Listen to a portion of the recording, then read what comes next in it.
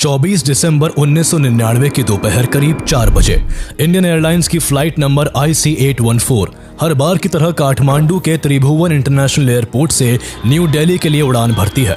कुछ ही घंटों में क्रिसमस का फेस्टिवल था और आने वाले दिनों में नए साल की खुशियां भी अपने रंग बिखेरने वाली थी, जिस कारण प्लेन के अंदर बैठे सभी लोगों में एक्साइटमेंट का माहौल था। प्लेन में बैठा हर एक शख्स खुश था और जल्द अपनी डेस्टिनेशन पर पहुंचने के लिए बेसब्री से इंतजार कर रहा था। प्लेन में कुल 176 पैसेंजर्स और 15 क्रू मेंबर सवार थे, जिसमें ज्यादातर संख्या भारतीयों की थी, लेकिन इस फ्लाइट में कुछ विदेशी यात्री भी मौजूद थे। प्लेन की कमान को कैप्टन देवी शरण ने संभाला हुआ था, जिनके को पायलट राजेंद्र कुमार और chief flight attendant Anil Sharma थे। प्लेन जमीन से 10,000 फीट ऊपर पहुंच चुका था और समय से अपनी तय दिशा में आसमान से होकर गुजर रहा था। काठमांडू से न्यू दिल्ली के लिए उड़ा ये विमान कुछ ही देर में नेपाल से निकलकर इंडियन एयर स्पेस में दाखिल हो चुका था और अब केवल 1 से 1.5 घंटे के अंदर न्यू दिल्ली के इंदिरा गांधी इंटरनेशनल एयरपोर्ट पर लैंड करने वाला था। फ्लाइट की डेस्टिनेशन बेशक 1 से 1.5 घंटे की दूरी पर थी, लेकिन फ्लाइट में मौजूद किसी भी इंसान को इस बात का अंदाजा भी नहीं था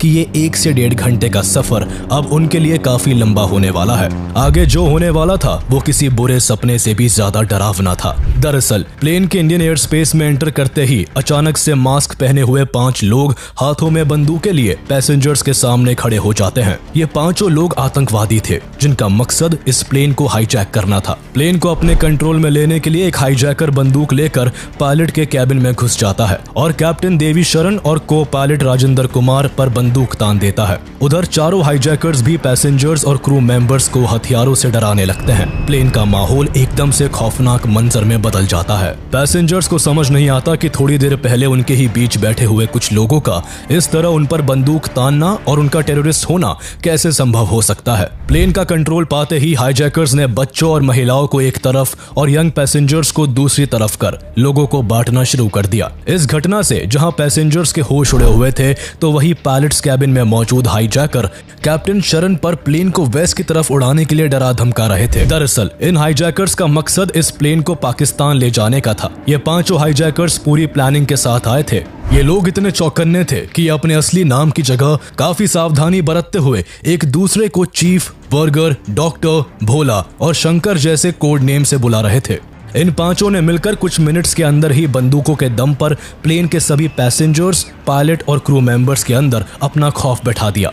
अब प्लेन पूरी तरह से हाईजैकर्स के कंट्रोल में था, जिसे वो पाकिस्तान के लाहौर एयरपोर्ट की तरफ ले जाना चाहते थे। कैप्टन देवी शरण हाईजैकर्स के दबाव में आकर प्लेन को दिल्ली की जगह वेस्ट की तरफ मोड़ देते हैं। प्लेन के वेस्ट की तरफ मुड़ते ही हाईजैकर्स को अपना प्लान कामयाबी की तरफ बढ़ता दिखा, जिस कारण वो थोड़ा रिलैक्स हो गए। इसी मौके का फायदा उठाते हुए कैप्टन ने हाईजैकर्स की नजर से बचकर ट्रांसपॉन्डर के जरिए इंडियन एयर ट्रैफिक कंट्रोल को प्लेन के हाईजैक होने की इंफॉर्मेशन दे दी। इस तरह पहली बार 4:40 पर इंडियन ATC को फ्लाइट IC814 के हाईजैक होने के बारे में पता चला। इस खबर के पता चलते ही ATC चौकन्ना हो गए और उन्होंने देर न करते हुए फौरन सेंट्रल गवर्नमेंट के क्राइसिस मैनेजमेंट ग्रुप CMG से कांटेक्ट किया और प्लेन के हाईजैक होने के बारे में बताया। CMG को उस समय cabinet secretary Prabhat Kumar lead कर रहे थे, लेकिन उन्होंने इस मामले में अर्जेंसी न दिखाते हुए कोई भी इमीडिएट एक्शन नहीं लिया। CMG ने ना तो कोई इमरजेंसी मीटिंग को अरेंज किया और ना ही वक्त की नजाकत को समझते हुए फॉरेन इंटेलिजेंस ब्यूरो और रॉ के ऑफिशियल से कांटेक्ट किया,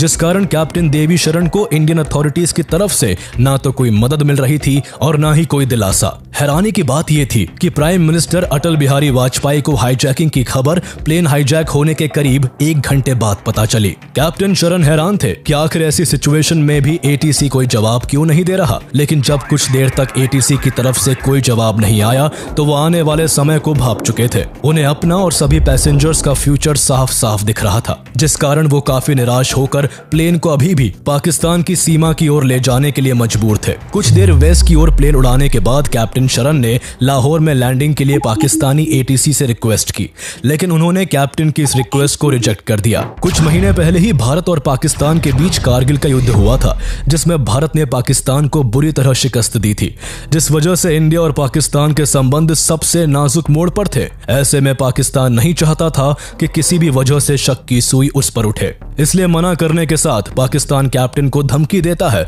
कि अगर इंडियन प्लेन लाहौर में एंटर किया तो प्लेन को शूट कर दिया जाएगा। पाकिस्तान का जवाब कैप्टन शरण को मुश्किल में डाल देता है। उन्हें कोई भी रास्ता नहीं सूझ रहा होता। वो कोशिश करते हैं कि प्लेन इंडिया के ही किसी एयरपोर्ट पर लैंड कर जाए, लेकिन हाईजैकर्स को ये गवारा नहीं था। उन्हें डर था कि ऐसा करने पर उनका बना बनाया प्लान चौपट हो सकता है। कोई डेस्टिनेशन डिसाइड ना होने की वजह से प्लेन लंबे समय तक इंडिया और पाकिस्तान के बॉर्डर के ही चक्कर काटता रहा, जिस कारण प्लेन का फ्यूल तेजी से खत्म हो रहा था और अब अगर प्लेन को जल्द ही लैंड नहीं किया जाता तो प्लेन का क्रैश होना तय था। इन सभी डरावने विचारों से कैप्टन के माथे पर चिंता की लकीरें उभर आई, लेकिन फिर भी इस उलझन के बीच कोई हल निकालने के लिए उन्होंने वापस इंडियन एटीसी से कांटेक्ट किया। कैप्टन ने इंडियन एटीसी से रिक्वेस्ट की कि इंडियन गवर्नमेंट जल्द से जल्द पाकिस्तान से रिक्वेस्ट करे कि वो भारतीय प्लेन को अपने यहाँ लैंड करने की परमिशन दे। कैप्टन ने एटीसी को यह भी बताया कि पाकिस्तान एटीसी उन्हें लाहौर में एंटर नहीं करने दे रहा है। ऐसे में फ्रस्ट्रेटेड हाईजैकर्स किसी भी पल पैसेंजर्स पर अटैक कर सकते हैं। इस खबर से इंडियन अथॉरिटीज समेत पूरा देश हिल चुका था। देश और दुनिया की हर न्यूज में इंडियन प्लेन के हाईजैक होने की खबर हेडलाइंस बन चुकी थी। When 5 masked terrorists hijacked Indian Airlines flight IC814, plane was carrying 11 crew members and 179 passengers. एक तरफ जहां पूरी दुनिया की नजर भारत के इस हाईजैकिंग पर टिकी हुई थी, तो वही अफसोस इस बात का था कि भारत के बहुत से हाई कमांड्स को इस हाईजैकिंग की जानकारी न्यूज चैनल्स के जरिए मिल रही होती है। सीएमजी के इमीडिएट एक्शन न लेने की वजह से पहले ही काफी देर हो चुकी थी, इसलिए इन्फॉर्मेशन मिलते ही इंडियन अथॉरिटीज फौरन हरकत में आ गई। 6:30 बजे इंडियन हाई कमीशन ने पाकिस्तान से प्लेन को लाहौर में लैंड करने की रिक्वेस्ट की, मगर पाकिस्तान ने भारत की इस अपील को खारिज कर दिया। इस तरह इंडियन गवर्नमेंट की कोशिश भी नाकाम रही और अब एक बार फिर प्लेन इंडिया और पाकिस्तान के बॉर्डर पर चक्कर काटने लगा। प्लेन में अब केवल 1 घंटे का ही फ्यूल बचा था, जिसे देखते हुए कैप्टन शरण एक आखिरी प्रयास करते हैं और हाईजैकर को कहते हैं कि प्लेन में जल्दी ही फ्यूल खत्म होने वाला है, जिस कारण प्लेन क्रैश कर सकता है। इसलिए जब तक लाहौर का रास्ता साफ नहीं हो जाता, प्लेन को अमृतसर एयरपोर्ट पर लैंड करके रिफ्यूल कर लेना चाहिए। हाईजैकर्स बिल्कुल नहीं चाहते थे कि उनके द्वारा हाईजैक किया गया इंडियन प्लेन इंडिया के अंदर ही लैंड करे, क्योंकि ऐसा करना उनके लिए अपने पैरों पर कुल्हाड़ी मारने जैसा था। लेकिन प्लेन अपनी डेस्टिनेशन के हिसाब से ज्यादा ट्रैवल कर चुका था, जिस कारण फ्यूल की शॉर्टेज का अनुमान हाईजैकर्स को भी था। कोई और ऑप्शन ना होने की वजह से हाईजैकर्स कैप्टन की बात मान गए और ना चाहते हुए भी रिफ्यूलिंग के लिए प्लेन को अमृतसर में उतारने के लिए तैयार हो गए। कैप्टन देवी शरण का यह समझदारी भरा प्रयास सफल हो चुका था, जिस कारण अब हाईजैक हुआ प्लेन भारत की सीमा के अंदर अमृतसर के एयरपोर्ट पर लैंड करने वाला होता है। देखा जाए तो सिचुएशन को संभालने के लिए इंडियन गवर्नमेंट और इंडियन अथॉरिटीज के पास बेस्ट चांस था। कैप्टन देवी शरण को भी अब उम्मीद की एक किरण नजर आ रही होती है। उन्हें विश्वास था कि अगर एक बार प्लेन इंडिया में लैंड कर गया तो भारत सरकार कैसे भी करके हाईजैकर्स के प्लान को फ्लॉप कर देगी और सभी पैसेंजर्स की जान बचा लेगी। लेकिन असल में जो कुछ होता है वो भारत के लिए एक हिस्टोरिकल ब्लंडर साबित होता है और कैप्टन देवी शरण की आखिरी उम्मीद भी टूट जाती है। दरअसल हाईजैकर्स के मानते ही कैप्टन शरण अमृतसर एटीसी से राजा सांसी एयरपोर्ट पर लैंडिंग की परमिशन मांगते हैं। अमृतसर एटीसी लैंडिंग की परमिशन देते ही फौरन सभी इंफॉर्मेशन इंडियन अथॉरिटीज को फॉरवर्ड कर प्लेन के लैंड करने का इंतजार करता है। कुछ ही देर बाद 6:44 PM पर प्लेन राजा सांसी एयरपोर्ट पर लैंड करता है। प्लेन के लैंड करते ही पहले से ही तैयार पंजाब पुलिस हरकत में आ जाती है और दिल्ली से अगले ऑर्डर्स का इंतजार करने लगती है। उधर दिल्ली में प्रधानमंत्री Atal Bihari Vajpayee crisis management group के साथ हाईजैकिंग को लेकर मीटिंग करते हैं, पर मीटिंग में हाईजैकिंग को रोकने के लिए कोई भी सॉल्यूशन नहीं निकलता। वहीं पंजाब पुलिस हाईजैकर्स से लगातार कांटेक्ट करने की कोशिश करती है, लेकिन हाईजैकर्स पंजाब पुलिस से कोई बातचीत नहीं करते। वो बस जल्द से जल्द रिफ्यूलिंग कराकर प्लेन को भारत की सीमा से बाहर ले जाना चाहते थे। लेकिन जब फ्यूलिंग में वक्त लगने लगा तो हाईजैकर्स को शक हुआ और उन्होंने कैप्टन शरण के सिर पर बंदूक लगाकर जल्द फ्यूलिंग करने की डिमांड की। लेकिन दिल्ली हाई कमांड का सख्त आदेश था कि फ्यूलिंग में देरी की जाए, जिससे एनएसजी कमांडोज को अमृतसर पहुंचने के लिए ज्यादा से ज्यादा समय मिल सके। एनएसजी कमांडोज अभी भी अपनी डेस्टिनेशन से 400 किलोमीटर दूर दिल्ली में ही थे। उन्हें अमृतसर पहुंचने में टाइम लगने वाला था। यूं देखते देखते काफी वक्त गुजर गया, पर प्लेन में अभी भी फ्यूल फिल नहीं किया गया। इस तरह हो रही देरी से हाईजैकर्स का फ्रस्ट्रेशन बढ़ने लगा। उन्होंने गुस्से में आकर कई पैसेंजर्स को मारना पीटना शुरू कर दिया और इसी फ्रस्ट्रेशन का शिकार सतनाम सिंह नाम के एक पैसेंजर को बनना पड़ा। हाईजैकर्स ने गुस्से में सतनाम पर कई बार वार किए, जिसे देख पूरे प्लेन में सन्नाटा फैल गया। हर कोई डरा सहमा चुपचाप होकर बैठ जाता है और ठीक वही करता है जो हाईजैकर्स कहते हैं। प्लेन में सतनाम पर अटैक से घबराए कैप्टन एक बार फिर अथॉरिटीज से कांटेक्ट करते हैं। कैप्टन कहते हैं कि अगर जल्दी रिफ्यूल नहीं की गई तो हाईजैकर्स सभी पैसेंजर्स को एक एक करके मार देंगे। भारत सरकार चिंता के बोझ से दबी जा रही थी, क्योंकि अभी भी एनएसजी कमांडोज को अमृतसर पहुंचने में समय लगने वाला था। इसलिए पैसेंजर्स की सेफ्टी के लिए डिसाइड हुआ कि अब वो फौरन एक फ्यूल ट्रक प्लेन तक भेजेंगे। लेकिन ट्रक में केवल फ्यूल ही नहीं बल्कि पंजाब पुलिस भी सवार होगी, जो फ्यूल भरने की आड़ में प्लेन के टायर्स को पंचर कर देगी, जिससे प्लेन उड़ ही ना पाए। कुछ ही देर बाद प्लेन के अनुसार फ्यूल ट्रक प्लेन की तरफ बढ़ता है, पर ट्रक काफी स्पीड से चल रहा होता है, जिस वजह से एटीसी को डर था कि इतनी स्पीड से ट्रक को अपनी तरफ आता देख हाईजैकर्स के मन में शक पैदा हो सकता है। इसलिए एटीसी ने ट्रक ड्राइवर से ट्रक को स्लो करने को कहा, लेकिन ड्राइवर सही से इंस्ट्रक्शन को सुन नहीं पाया और ट्रक को स्लो करने की जगह एकदम से बीच सड़क पर रोक दिया। ट्रक का रुकना भारत सरकार के लिए बुरी तरह बैकफायर करता है। अचानक से ट्रक का स्पीड से उनकी ओर आना और फिर रुक जाना हाईजैकर्स के मन में शक पैदा कर देता है। वो इंडियन अथॉरिटीज के प्लान को भांप लेते हैं और जरा भी टाइम वेस्ट ना करते हुए फौरन कैप्टन शरण को गन पॉइंट पर रखकर तुरंत प्लेन को उड़ाने के लिए धमकाते हैं। कैप्टन यहाँ कोशिश करते हैं कि प्लेन को थोड़ी और देर अमृतसर में रोककर रखा जाए, पर गुस्से से बौखलाए हाईजैकर्स रूपिन कत्याल नाम के एक पैसेंजर पर हमला कर उसे घायल कर देते हैं। 25 साल के रूपिन कत्याल की कुछ दिन पहले ही शादी हुई थी और वो इस प्लेन में अपनी वाइफ के साथ ट्रैवल कर रहे थे, लेकिन हाईजैकर्स द्वारा शुरू में ही महिलाओं और बच्चों को अलग कर दिया गया था, जिस कारण रूपिन की वाइफ को भी पता नहीं चला कि रूपिन हाईजैकर्स के अटैक की वजह से खून से लथपथ हो गए हैं और बुरी तरह दर्द से करहा रहे हैं। हाईजैकर्स यही नहीं रुकते, बल्कि बंदूकें लोड करके दूसरे पैसेंजर्स की तरफ तान देते हैं। ये सब होता देख प्लेन में बैठे लोग चीखना शुरू कर देते हैं। अब कैप्टन शरण के पास कोई और रास्ता नहीं बचता। अगर वो हाईजैकर्स की बात ना मानते तो प्लेन में कत्लेआम मच जाता, इसलिए मजबूरन कैप्टन को प्लेन स्टार्ट कर अमृतसर से टेक ऑफ करना पड़ता है। 7:49 PM पर प्लेन एक बार फिर से हवा में होता है। अमृतसर से प्लेन के साथ साथ अब वो उम्मीद भी जा चुकी थी जो कैप्टन और सभी पैसेंजर्स को थी कि भारत सरकार द्वारा उन्हें किसी भी तरह बचा लिया जाएगा। 7:40 PM पर CMG NSG कमांडोज को अमृतसर पहुंचने को कहते हैं। 7:55 PM पर NSG अमृतसर के लिए रवाना होते हैं, लेकिन तब तक बहुत देर हो चुकी थी। इंडियन अथॉरिटीज के बीच अगर कम्युनिकेशन गैप ना होता और क्लियर प्लान के साथ हाईजैकिंग की खबर मिलते ही फौरन NSG कमांडोज को एक्शन लेने के लिए तैयार कर दिया जाता, तो शायद अमृतसर ही इस फ्लाइट का लास्ट डेस्टिनेशन होता, लेकिन ऐसा होता नहीं है। वैसे NSG कमांडोज के लेट पहुंचने को लेकर भी कई थ्योरीज है, जिसमें एक थ्योरी ये है कि हाईजैक हुए प्लेन में रॉ एजेंट शशि भूषण सिंह तोमर नाम के एक पैसेंजर भी मौजूद थे, जो प्राइम मिनिस्टर अटल बिहारी वाजपेयी के सेक्रेटरी NK सिंह के ब्रदर इन लॉ थे। इसलिए NK सिंह ने जानबूझकर कमांडोज को अमृतसर पहुंचने में लेट करवाया, जिससे शशि भूषण की सेफ्टी बनी रहे।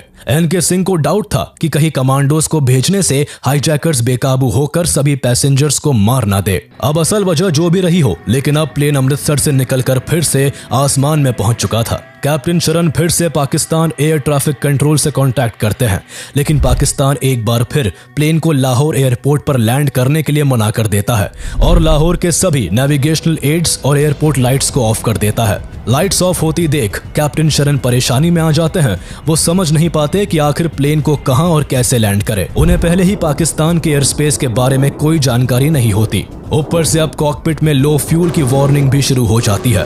कैप्टन शरण को कैसे भी करके प्लेन को लैंड करना था। लैंडिंग के लिए प्लेन को नीचे की तरफ लाया जाता है। नीचे एक जगह बहुत सारी लाइट्स एक साथ जलती हुई दिखती है। कैप्टन को लगता है कि यही एयरपोर्ट है, पर जैसे ही प्लेन जमीन के करीब पहुंचता है, नीचे का नजारा कैप्टन के होश उड़ा देता है। दरअसल नीचे कोई एयरपोर्ट नहीं बल्कि हाईवे था, जहां लैंड करना इम्पॉसिबल था। घबराए कैप्टन फौरन प्लेन को दोबारा ऊपर की तरफ ले जाते हैं। इस बार कैप्टन साफ तौर पर पाकिस्तान ATC से कहते हैं कि प्लेन में बिल्कुल फ्यूल नहीं है और अब अगर इसे लाहौर एयरपोर्ट एयरपोर्ट पर लैंड नहीं करने दिया तो प्लेन लाहौर के बीचों बीच क्रैश कर जाएगा, जिससे न सिर्फ प्लेन और पैसेंजर्स बल्कि पाकिस्तान के लोगों को भी खतरा है। अपने लोगों पर बात आते ही पाकिस्तान लैंडिंग के लिए मान जाता है और फ्यूलिंग की परमिशन भी दे देता है। बार बार भारत के प्लेन की लैंडिंग के लिए मना करना पाकिस्तान का एक प्लान था। वो पूरी दुनिया के सामने एक खेल खेल रहा था जिसमें वो चाहता था कि सांप भी मर जाए और लाठी भी ना टूटे। पाकिस्तान का यह असली चेहरा बाद में सामने आता है। फाइनली रात के 8 बजे प्लेन लाहौर एयरपोर्ट पर लैंड करता है।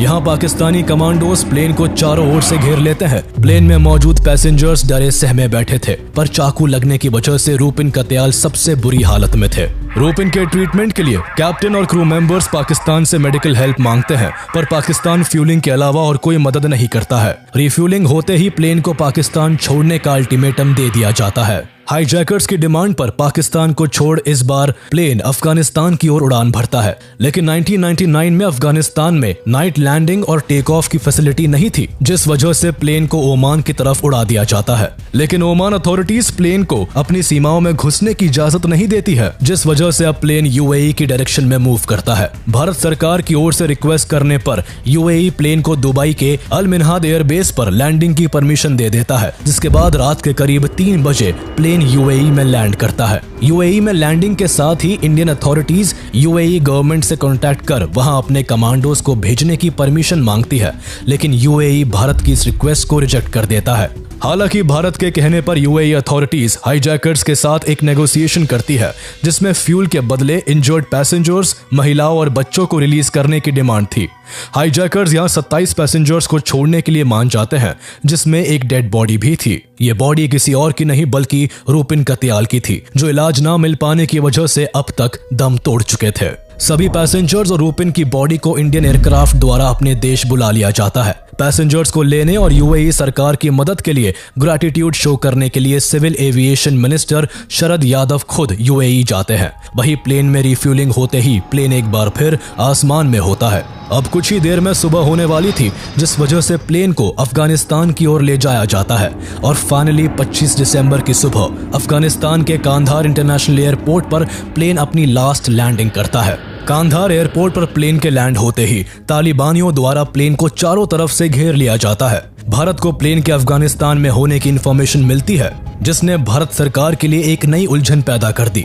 दरअसल उस समय अफगानिस्तान पर तालिबान का राज था, लेकिन इंडिया तालिबान को रिकॉग्नाइज नहीं करता था, जिस कारण प्लेन का अफगानिस्तान में होना इंडिया के लिए एक और परेशानी का कारण बन चुका था। एक तरफ इंडियन अथॉरिटीज का मानना था कि हाईजैकर्स को पाकिस्तान आईएसआई के एक्टिव सपोर्ट के साथ साथ तालिबान का भी सपोर्ट है, तो वही तालिबान का कहना था कि उनका मोटिव बस इंडिया और हाईजैकर्स के बीच नेगोशिएशन कराना है। तालिबान की इंटेंशंस पर भरोसा न होते हुए भी भारत सरकार ने तालिबान से पैसेंजर्स की सेफ्टी की अपील की, साथ ही हाईजैकर्स से उनकी डिमांड्स को जानना चाहा। इस दौरान हाईजैकर्स का गुरूर 7वें आसमान पर होता है। उन्हें अब लगने लगा था कि इंडिया पैसेंजर्स को रिहा कराने के लिए उनकी हर शर्त को मानेगा, इसलिए हाईजैकर्स ने इस मौके का फायदा उठाते हुए भारत के सामने 36 टेररिस्ट जो कि भारत के जेल्स में प्रिजनर्स थे, उन्हें रिलीज करने की डिमांड की। इसके अलावा हाईजैकर्स ने सजाद अफगानी की डेड बॉडी को भी मांगा, जो कि पाकिस्तानी मिलिटेंट और हरकत उल अंसर का कमांडर इन चीफ था, जिसको भारत की जेल से भागने के दौरान मार दिया गया था।